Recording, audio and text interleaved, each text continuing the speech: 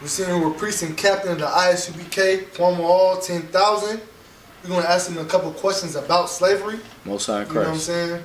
And just get your feedback on how you feel about it, or not how you feel about it, what you think about it. You know what I mean? According to these questions.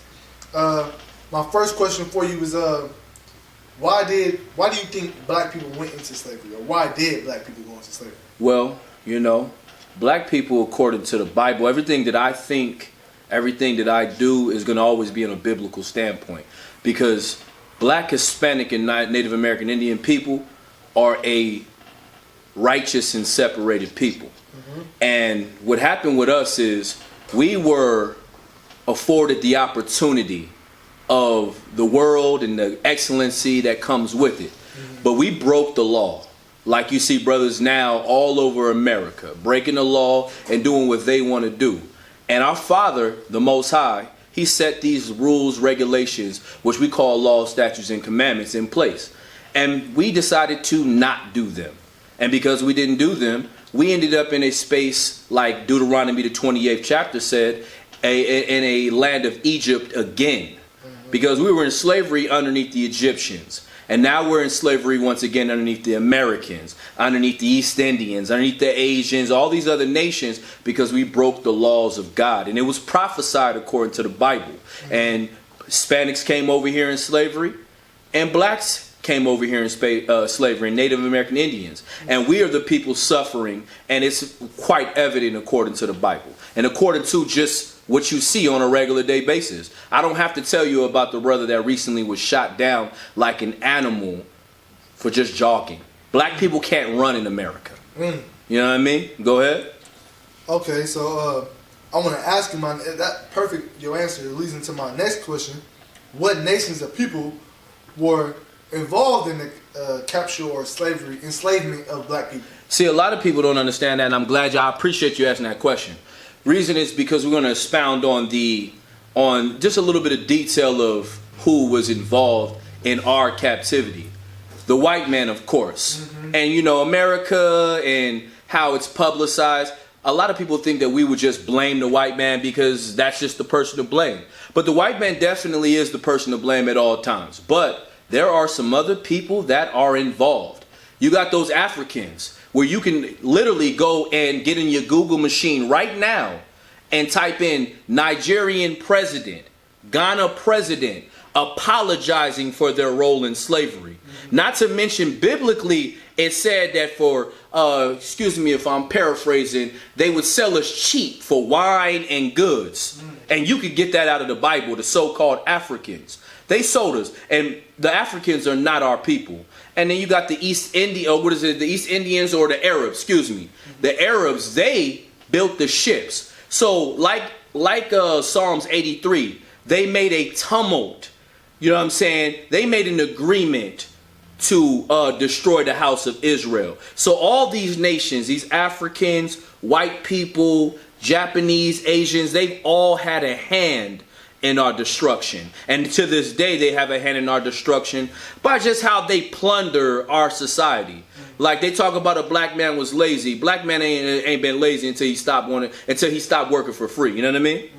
You know what I'm saying? They talk about a Hispanic man needs to go back to his country, but now he's considered an essential worker, and now they releasing him out of prisons and all these concentration camps, you know what I mean, all over across of America, because the Hispanic man has value. You know what I mean? It's so just distorted by the media and propaganda, where they allow themselves to put a idea in the air, and because we're such a gullible people, we believe what we see on face value. But you know, all of those nations outside of blacks, Hispanics, and Native American Indians had an issue, had some type of concern in our slavery. Okay. Go ahead. So just a quick question, real quick. This is, I heard you touch on a little bit about the Africans. Got you. I heard you touch on a little bit about the Israelites. So, are Africans and Israelites / Negroes, are they the same race? Hell no. I mean, in no capacity. Where's the African Michael Jordan? Nowhere. Where's the African Beyonce? Nowhere. But we are the salt of the earth. Those people, they know they're not us. And just because you have a dark skin does not make you the same people. Like, we have once again been manipulated by society. We have black people. This is the thing that I hate about the world of America. We are so disconnected as a people that we want something to hold on to. So we go and strive to say we're pro-African and Pan-African because we want some type of heritage when we don't need their heritage. We don't need, we don't need to cut our women's vaginas and clitorises. We don't need to do that. That's African culture. When black people think about that, they understand that's disgusting. We don't need to put rings and bowls in our lip. That's not flavor. That's disgusting. You know what I'm saying? Black and African people are completely different. Not only different biblically, but scientifically. They've proven this by just the skulls and taking the different bodies, you know what I mean, and examining them. And you can go into what we call the Zondervan Bible Dictionary and look at those so-called scholars from Harvard, the University of Chicago, the University of,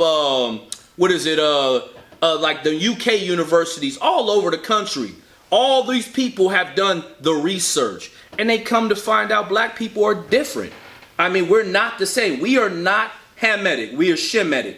That's just the reality of it. And we have to learn to disassociate ourselves with them because these people don't care about us, nor when they come over to America to prosper, do they have any dealings with us. You know what I mean? Okay. So this leads into my next question.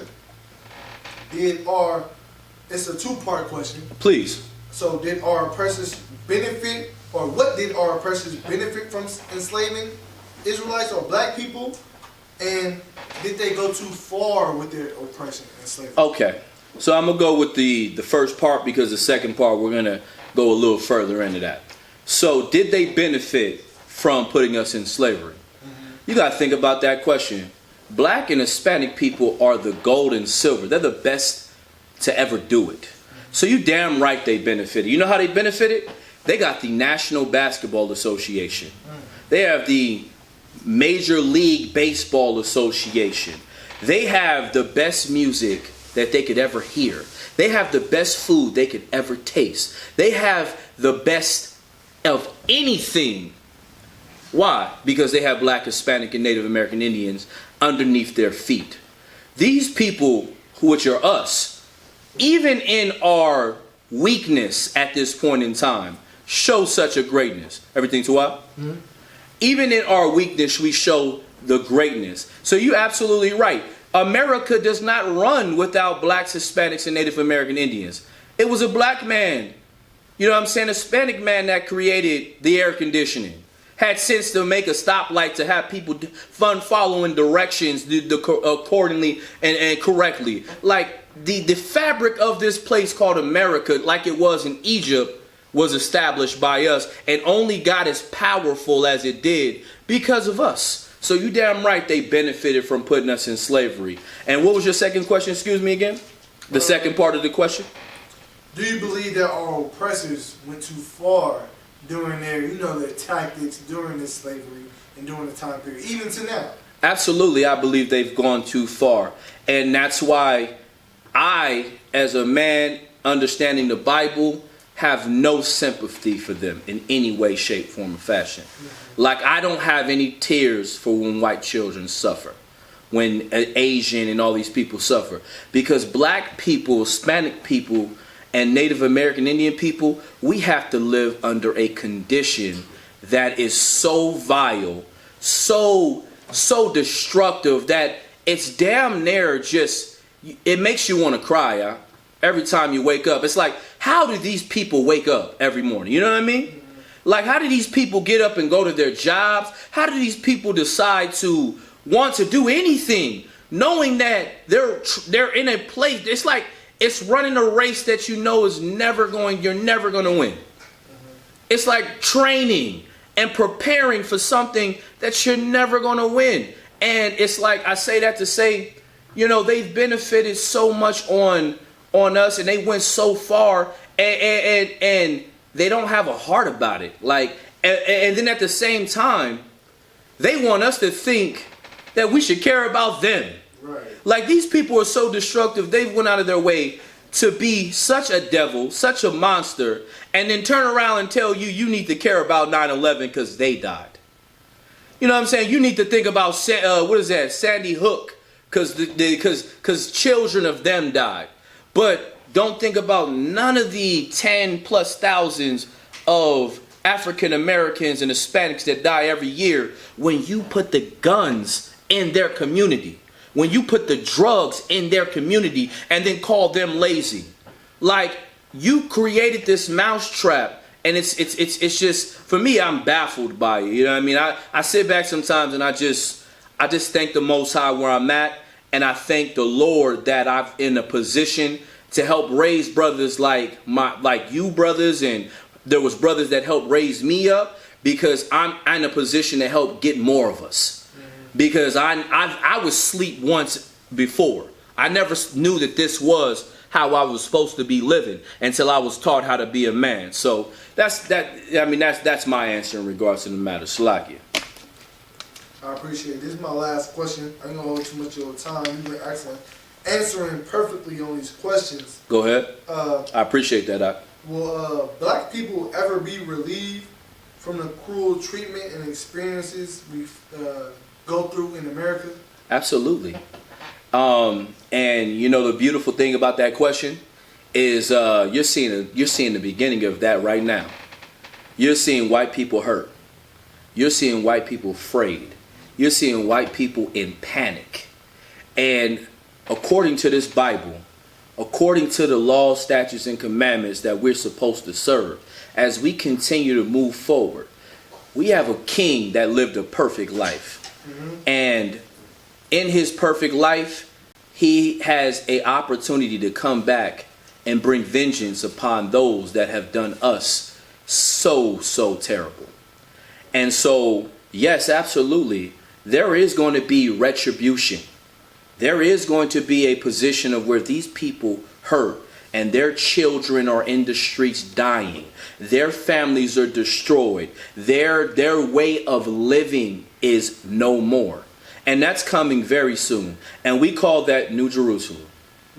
We call that the end of this world and the beginning of a new. And that's what they're afraid of. And that's what you're seeing right now. So absolutely, that is coming. And you just gotta wait it out.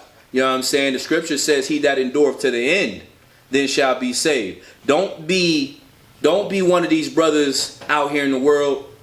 Oh, it's the year 2000, man. Y'all prophesied the end of the world and it didn't come. Oh, it's 400 years and Christ hasn't returned. Don't be one of them brothers. Be patient. Wait it out. Focus on changing and keeping the laws, brotherhood, sisterhood. And believe me, my king, who I serve every day that I wake up, who I try to, make sure that I am in full representation of, because I'm in debt, Ak. I'm in absolute debt. And being a Judite, I don't like to owe nobody money. I'm just telling you straight like that. And guess what? I got a king that I owe because he died and he didn't have to.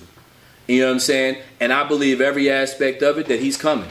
And it's prophesied in this Bible, and you're seeing the prophecies now. So, to fully answer that question, he's coming. It's just a matter of time, and we just got to be patient, and we got to wait. And that's the patience and faith of the saints. You know what I mean? I agree 100% with you. I appreciate you in this interview, and you giving us a little bit of your time. Hopefully we see you again next time. Oh, Most High in Christ. I appreciate you.